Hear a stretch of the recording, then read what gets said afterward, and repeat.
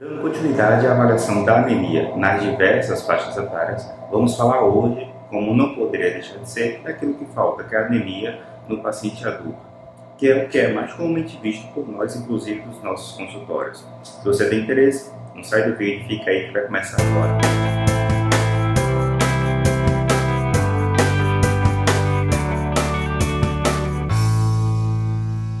Olá, meu nome é Jason Cruz, sou hematologista, criador de todo o canal de hematologia Hemato na Web. Vamos ficar aqui cerca de 10, 15 minutos falando de algo importante e relevante acerca da hematologia ou da medicina de forma geral. Hoje, dando continuidade à nossa série acerca da anemia nas diversas faixas etárias, vamos falar sobre a anemia no paciente adulto, que tem uma abordagem um pouco diferente em relação às demais faixas etárias. O paciente chega em nosso consultório se queixando muitas vezes de fraqueza, dizendo que os outros estão achando ele mais pálido, tontura ou até mesmo teve episódio de desmaio.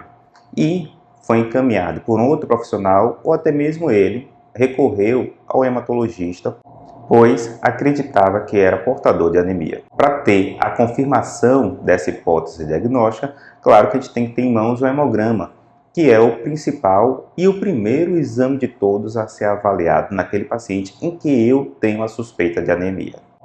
A partir daí, eu farei uma avaliação, confirmando no caso se a anemia está presente ou não, de se essa anemia ela é uma anemia hiperproliferativa, ou seja, a medula óssea, a fábrica do nosso sangue, está produzindo de forma adequada os componentes do sangue, ou se é uma anemia que a gente chama de hipoproliferativa, ou seja, produzindo aquém, menos do que é necessário, porque na medula óssea, ou seja, a fábrica do nosso sangue, está faltando algo, algum componente que está fazendo com que ela não trabalhe de forma adequada. Ou ela mesma pode estar doente, como a gente também vai ver mais adiante no vídeo. Então, como é que eu avalio inicialmente se a anemia é hiper ou hipoproliferativa? A partir da contagem de reticulócitos, que é um exame que muitas vezes é negligenciado na avaliação inicial daquele paciente com anemia, mas ele traz importantes revelações acerca do estado da medula óssea naquele paciente, pois a partir da sua avaliação e as devidas correções, obviamente, a gente pode ter ideia se a medula óssea está tendo uma resposta adequada, se está tendo uma resposta aquém ou uma resposta além daquela que seria prevista para um paciente portador de anemia. A partir da avaliação do reticulócito, eu tenho como saber se é uma anemia em que a medula óssea está produzindo bem, ou até mesmo a mais, que é o caso do paciente que tem reticulócitos normais ou aumentados, ou daquele que tem um reticulócito baixo, que é, na maioria das vezes, quando ocorre uma carência de algum elemento, fazendo com que a medula óssea não tenha uma produção legal. Essa carência, na maioria das vezes, é de um elemento mineral chamado ferro. Daí, muitas vezes, as pessoas confundirem anemia com a carência de ferro. Mas, se você é seguidor do canal, sabe já de antemão que é bem diferente, apesar de que a carência de ferro, de forma sustentada, será um causador da anemia. Então, a partir dessa avaliação de uma anemia, se ela tem características hiperproliferativas ou hipoproliferativas, o hematologista prosseguirá com a investigação da causa. A gente tem que saber o motivo que aquele paciente está tendo anemia. E é a partir daí que a gente vai lançar mão de exames como a ferritina, a dosagem de ferro, a transferrina e a saturação da transferrina. A gente pode precisar de provas inflamatórias, como a proteína C reativa, a velocidade de hemossedimentação, a própria função renal, ou seja, a ureia, a creatinina. São exames, não estranhos, de serem solicitados para avaliação da anemia, apesar de não necessariamente ter uma relação direta com a fabricação do sangue, como é o caso dos testes de função renal e função hepática, que também podem ser solicitados. A partir daí, o hematologista terá uma noção se verdadeiramente está faltando algum elemento ou se algum órgão está comprometendo a fabricação de alguma forma, como é o caso da função renal, que a gente também vai ver um pouco mais adiante. Como eu já afirmei nos vídeos anteriores, a principal causa de anemia é a anemia carencial e o principal elemento carente, na maioria das vezes, é o ferro.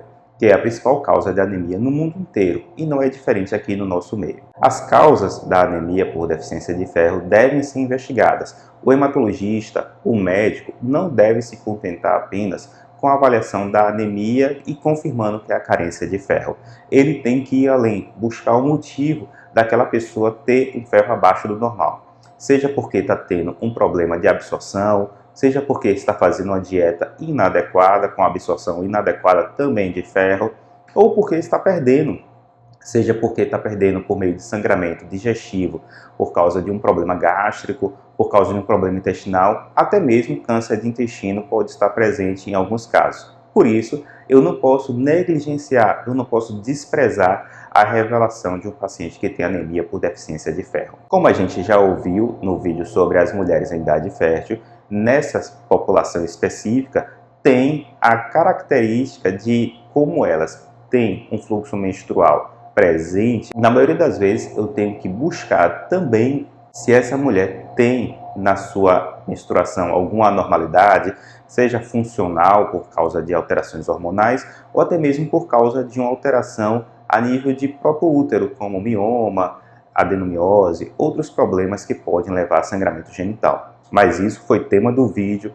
a anemia na mulher em idade fértil, e você pode passar e conferir no card que eu vou deixar aqui. Já no adulto, além das anemias carenciais, uma vez eu afastei essa possibilidade como causa, a segunda causa mais comum são as anemias de doenças crônicas. Isso mesmo, alguma doença pode provocar anemia e fazer com que ocorra o comprometimento do funcionamento da fábrica do sangue, da nossa conhecida medula óssea. A medula óssea, por algum motivo, na maioria das vezes por causa de inflamação, leva a uma produção inadequada de sangue. Por quê? Apesar da pessoa ter os estoques de ferro adequado, esse transporte de ferro para as células que verdadeiramente necessitam do ferro para a fabricação do sangue, ele está comprometido por causa da inflamação. Por isso, a anemia de doença crônica é também conhecida como anemia da inflamação. Anemia da inflamação, por quê? Porque muitas vezes uma doença inflamatória está presente, mas não exclusivamente. Pode ter uma infecção, pode ter até mesmo uma doença maligna por detrás, fazendo com que essa anemia de doença crônica seja por um outro motivo que não alguma doença inflamatória. E isso também deve ser avaliado. Mais uma vez, reforço aí, o médico não deve se contentar com a causa da anemia. É uma anemia de doença crônica, é uma anemia por carência de ferro. Não. O médico ele deve ir além, buscar o motivo da inflamação, o motivo da infecção e, claro, o motivo da carência de ferro. Uma anemia de doença crônica que tem uma característica mais peculiar, mais específica, é a anemia naquele paciente que é portador de doença renal crônica. Pacientes portadores de disfunção renal crônica, eles possuem a redução da produção de um elemento chamado eritropoetina. Esse elemento é fundamental para o amadurecimento das células na medula óssea. Logo, aquele paciente que possui uma redução na produção de eritropoetina, como é o caso dos pacientes com insuficiência renal crônica, eles não terão a eritropoetina suficiente para fazer com que a medula óssea amadureça as células sanguíneas. Daí o paciente começa a ter anemia. Essa anemia, como eu afirmei, acompanha principalmente portadores de doença renal crônica. Pode ter outros motivos também que levam a essa redução, inclusive a produção de anticorpos anti-eritropoetina, mas isso não é o habitual, fazendo com que, assim, o paciente tenha anemia, mas, felizmente, o avanço da ciência, principalmente da tecnologia de DNA recombinante, permitiu que hoje possamos ter a eritropoetina recombinante e pacientes portadores de insuficiência renal crônica, por exemplo, tivessem um avanço significativo, principalmente na qualidade de vida, fazendo com que eles recorressem menos à necessidade de hemotransfusões, que inclusive é o objetivo que nós, hematologistas, buscamos cada vez mais evitar. A gente sabe dos riscos das transfusões. As transfusões podem ser necessárias em algumas situações, mas a gente tem que ter em mente que ela não é isenta de eventos adversos. Por isso, na avaliação do paciente com anemia, antes de eu solicitar uma transfusão, eu tenho que verificar primeiro se aquele paciente não tem nenhum tratamento que eu possa fazer antes de eu submetê-la a uma transfusão.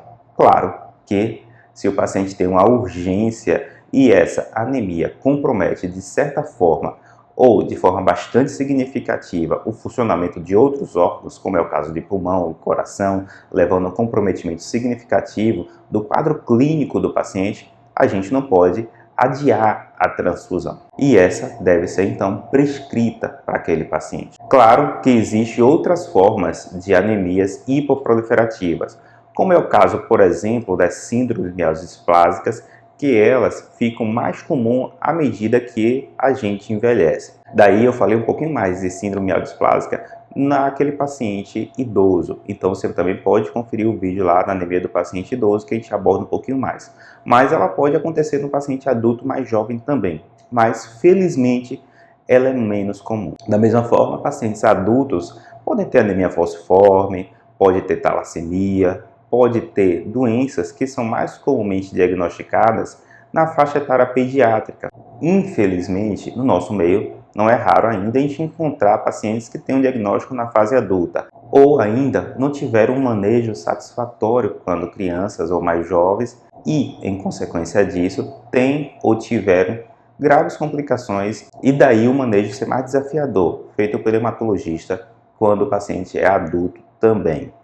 Daí, a gente tem que ficar atento também para a possibilidade de algumas anemias hereditárias, como é o caso das que eu afirmei, além da deficiência de glicose 6-fosfato desidrogenase, da própria esferocitose hereditária, que são patologias que comumente a gente diagnostica em crianças, mas a gente pode, infelizmente, por causa da carência de recursos ainda presente em nosso meio, fazer o diagnóstico nesse paciente adulto. Daí a importância da anemia ser avaliada criteriosamente. O generalista, o clínico, ele pode avaliar a anemia? Pode, inclusive porque a principal causa de anemia são as anemias, como eu afirmei, carencial. Então, no posto de saúde, na unidade básica de saúde, ou até mesmo seu clínico geral, ele pode avaliar a anemia.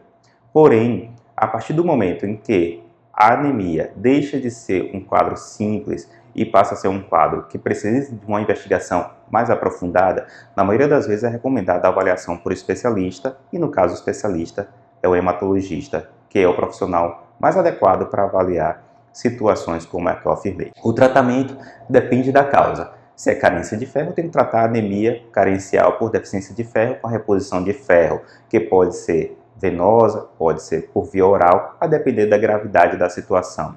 Hoje, como é o caso, por exemplo, dos pacientes que fazem cirurgia bariátrica, é cada vez mais comum a gente utilizar da reposição parenteral, ou seja, da reposição venosa de ferro. Como esses pacientes foram submetidos a procedimento cirúrgico que compromete a absorção de ferro no trato digestivo, a gente opta muitas vezes em fazer a reposição por meio da via venosa, pois assim é mais rápido. E, como não há uma absorção adequada, essa reposição por via oral pode nem ocorrer ou ficar bastante comprometida, fazendo com que o paciente fique sintomático por muito tempo. Então, essa é outra possibilidade também no paciente adulto. Ou seja, o paciente hoje, por causa de um outro problema, como é o caso da obesidade, foi submetido a um tratamento que é um tratamento bastante importante, um tratamento que tem resultados, inclusive para evitar comorbidades mais graves, a exemplo da hipertensão, da própria síndrome metabólica, com complicações além da hipercolesterolemia, enfim. É importante a gente ter o controle do peso, porém, a gente sabe que nenhum tratamento é isento de eventos adversos. E, infelizmente, no caso das cirurgias bariátricas, principalmente as mais antigas, é comum a presença de carência, não somente de ferro, como também de vitamina B12 e às vezes até mesmo ácido fólico também. Mas nada que a reposição não resolva, e essa reposição pode ser avaliada pelo hematologista e indicada conforme a necessidade do paciente. Outro tratamento que também a gente tem que ficar atento são as síndromes mielodisplásicas, que tem um tratamento um pouco distinto, e a gente já viu e pode necessitar não somente do aspirado da medula óssea para o diagnóstico, como também pode necessitar de tratamentos adicionais, como é o caso de estimuladores, como a própria eritropoetina, que a gente já afirmou no caso da insuficiência renal crônica, como também de medicações que a gente chama de hipometilantes, que são medicações com o propósito de fazer com que a displasia tenha uma evolução mais lenta, ou até mesmo quimioterapia, transplante de medula óssea, pode ser necessário naquele paciente com síndrome mielodisplásica. Outra patologia que a gente tem que ficar atento são as neoplasias. As neoplasias hematológicas podem vir a aparecer com anemia sendo o primeiro sinal. A gente tem um vídeo no canal falando se a anemia causa leucemia. E eu deixo aqui mais uma vez a resposta. Anemia não causa leucemia. Por outro lado, situações como a própria leucemia pode provocar anemia. A síndrome mielodisplásica, que é um fator de risco para a leucemia, vem com anemia também muitas vezes, mas não é a anemia em si que causa a leucemia. E nessas situações a gente tem que ficar atento que o paciente pode ter alguns sinais. O próprio hemograma pode sinalizar para algumas alterações bem peculiares, tanto na linha branca como na linhagem vermelha, e aí apontar a necessidade de avaliação da medula óssea, pois eu posso estar diante de um quadro maligno, tanto da medula óssea como secundário. Ou seja, o paciente tem uma doença maligna e essa doença maligna está infiltrando, está invadindo a medula óssea, a fábrica do nosso sangue, e aí dando anemia como manifestação. E aí, você sabia da anemia no adulto possui uma avaliação um pouco diferente das avaliações nas outras faixas etárias? Você sabia também que não se pode concluir a investigação da anemia quando se chega no final, anemia por deficiência de ferro? Tem que ir além. Você sabia disso? Que é importante saber o motivo que o paciente está apresentando aquela carência de ferro, aquela carência de alguma vitamina. É importante você saber disso. Por isso existe o canal Hemato na Web, um canal em que está aqui para fazer com que a informação seja passada de forma mais simplificada.